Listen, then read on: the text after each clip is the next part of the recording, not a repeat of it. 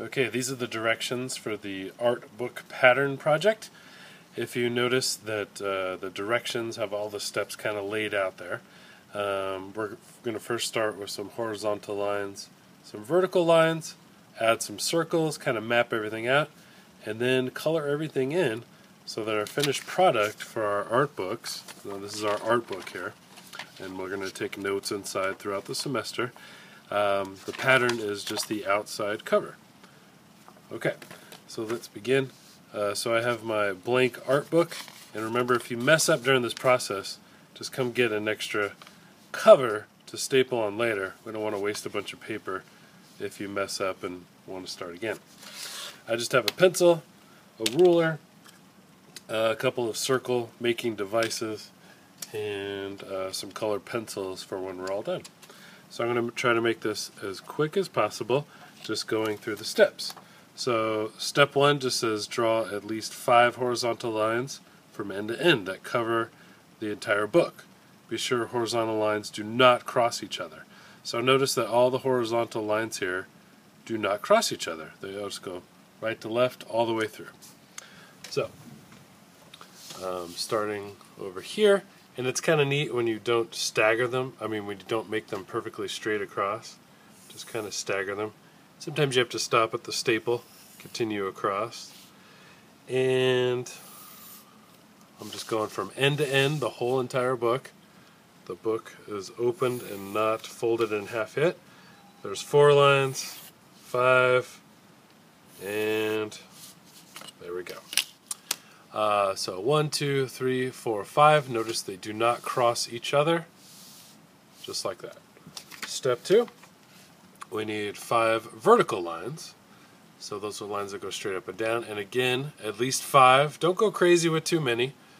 At least 5 vertical lines from top to bottom. And be sure those lines don't cross each other. Now, of course, they're going to cross the horizontal lines, but not the vertical lines. And remember, you could stop the video and pause for a second if you need to, if I'm going too fast. So that's 3, 4, and 5. Notice I'm leaving the spot for the name open so that way we can see it in the end. So there are my 5 vertical lines going through there, and then quickly we just need at least 5 circles.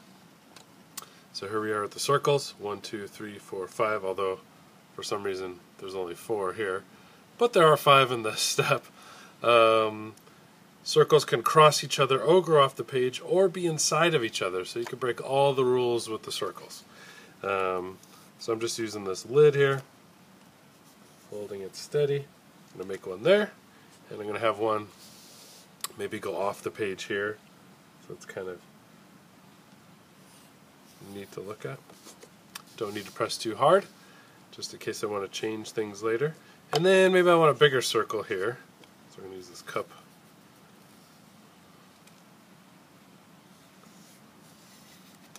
And I'm going to have 2 cross each other.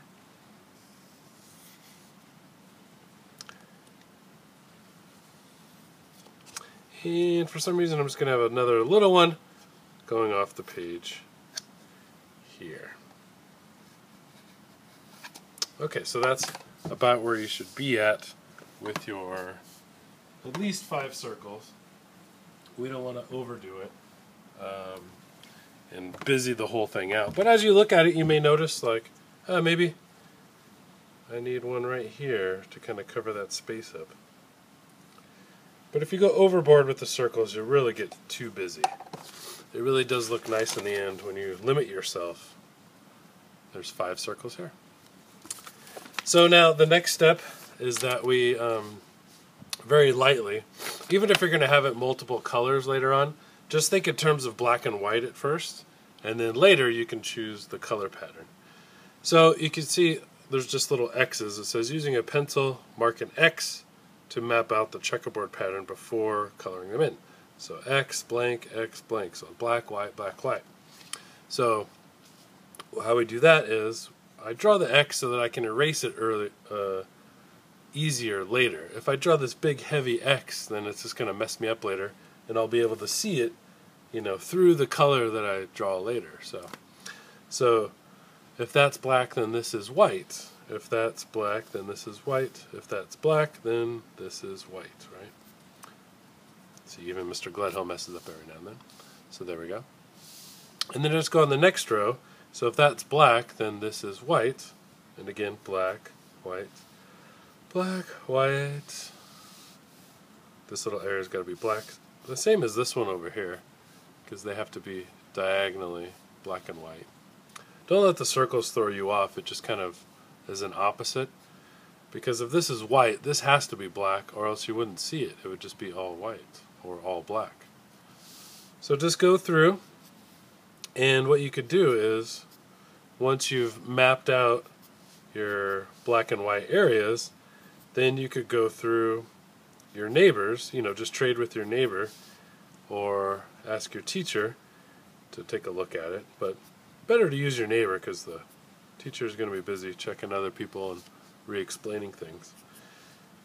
So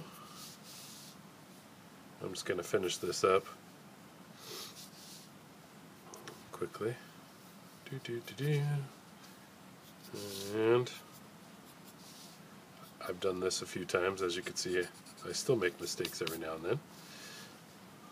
And black, white, black. Perfect. Now, when you exchange, you just kind of make sure that there aren't, two areas that are X's next to each other. Otherwise, both of those areas will be the same color. Now is when you can kind of get fancy with your colors. So I just use colored pencils. If you use markers, it's just going to bleed through. So I'm just going to use my colored pencils. Now let's say I decide to use red. Well, guess what? You just elected to use blue as well. Because if you use blue, you have to use red. Likewise with red and blue. If you're a Denver Broncos fan, then you might want to use, orange and blue. Or if you're a Lakers fan, you could do some green and blue. Or if you went to Cal Poly San Luis Obispo, you can do your gold and green, which I think I'll try right now. Sometimes you can even do two different shades of the same color, like a dark green and a light green, or red, orange, something like that. And literally you just want to, everyone has their own technique for shading in, but typically if you go in one direction, it comes out looking a little bit smoother. I won't waste a lot of your time showing you how poorly I can fill things in, but I'm just keeping in mind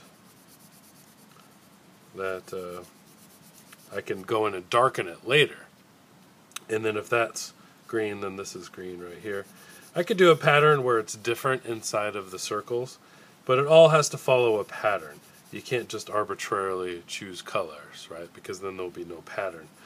It's kind of hard to do the circle areas. Once it's all kind of drawn out, you may decide you don't want white areas. You just want,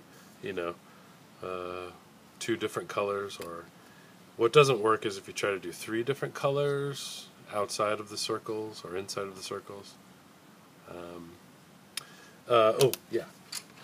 One thing that's neat too is in the end you may want to use like a black